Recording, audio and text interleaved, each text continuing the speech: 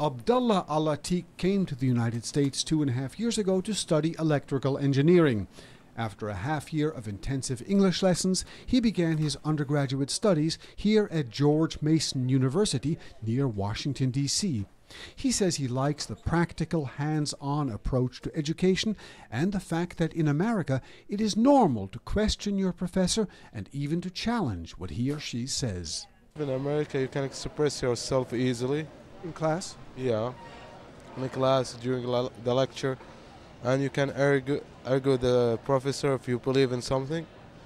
That wouldn't be very acceptable in Saudi Arabia? Yeah, because Saudi Arabia, as I said, the teacher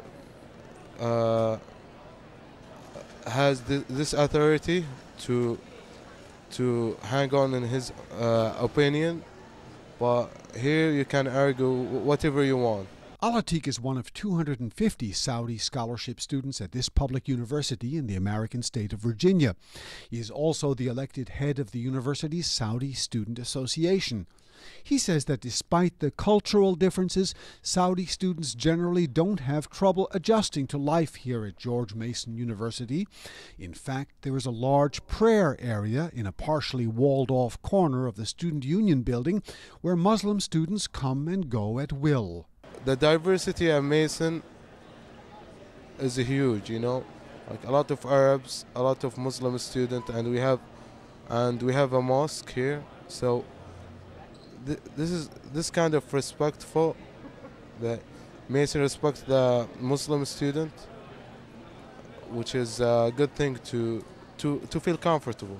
Alateeq's classmates and the other Americans he comes in contact with are generally friendly, but he says they sometimes assume that being from Saudi Arabia, he must be the rich owner of an oil well or two. He isn't. He shares an attached townhouse with 2 other Saudi students, but they, like their Saudi classmates, benefit from generous support from Riyadh. Their tuition is fully paid, and they receive almost $2,000 a month to live on, as well as a round-trip flight home every 9 months. So what is the biggest adjustment that young Saudis, at least young Saudi men, must make when they come to study in America? I believe doing the laundry, maybe. Why is that? The clothes get dirty in Saudi Arabia too. Yeah, but you have someone else to do the laundry, Since the establishment of the King Abdullah Scholarship Program in 2005, the number of Saudis studying in America has risen from just a few thousand to over 67,000 today. They are spread among more than 1,000 colleges and universities in every one of America's 50 states. 30% are women who tend to be postgraduate students. Mody Alkhalaf is a senior official helping to supervise and support the students at the Saudi Arabian Cultural Mission here in the Washington area. She says the goal of the scholarship program is to modernize the kingdom. We have a growth population where the majority of our population is in the age range of college students. And we only have 24 universities in Saudi Arabia. Another more important reason was that the more students we send abroad, not just to the U.S., to different countries, the more exposed our future leaders will be to different cultures, different experiences around the world. The Saudi students also serve as unofficial goodwill ambassadors for their country. They organize festivals and events to celebrate Saudi culture and introduce Americans to the kingdom's music, crafts, and cuisine.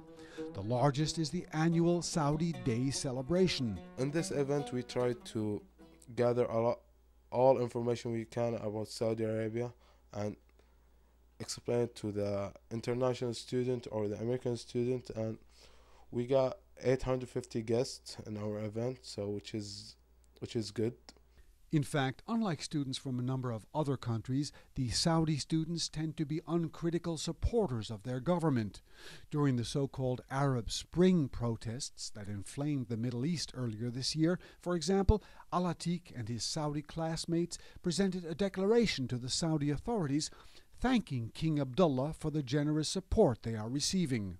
Like tens of thousands of other Saudi students, Abdullah Alateeq says he is grateful for the chance to study in America. Not only will he finish his studies fluent in English, but he says the experience will give him a substantial advantage when he embarks on his work career. For our students abroad, this is Burton Bolag in Washington.